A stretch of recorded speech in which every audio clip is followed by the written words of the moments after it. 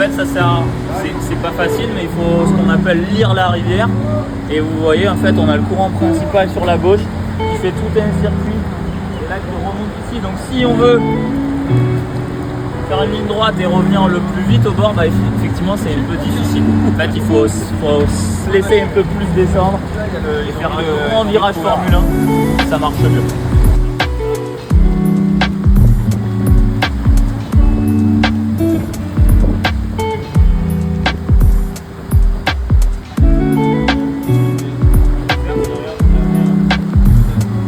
Un galet, un caillou qui va être comme le bloc de béton qui est un tout petit peu au-dessus. Je ne sais pas si vous le voyez sur la droite, sur le bloc de béton qui est au soleil.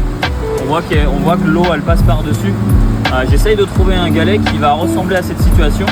Dès que je vois qu'il disparaît ou si l'eau commence à passer par-dessus, et ben, je peux potentiellement me dire ah attention, l'eau monte. Première petite situation. Là qu'on va vous montrer avec Audrey, c'est ça? Audrey, Hugo et Léo.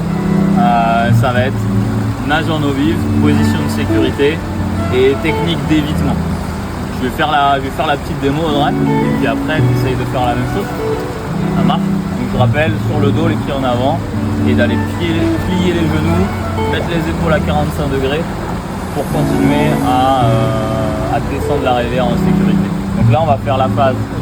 On va faire tout un parcours. L'idée c'est que tu puisses le refaire plusieurs fois. Nous c'est ce qu'on fait aussi en pratique. On fait tout un petit parcours avec plusieurs éléments. Donc, je vais descendre sur le dos, je vais m'appuyer sur les blocs, essayer de faire je vais faire exprès de faire les techniques d'évitement. Donc je suis en phase passive. Et puis arrivé ici là où ça va se calmer, où j'aurai moins d'obstacles, je vais commencer à me mettre sur le ventre pour essayer de regagner le contre-courant.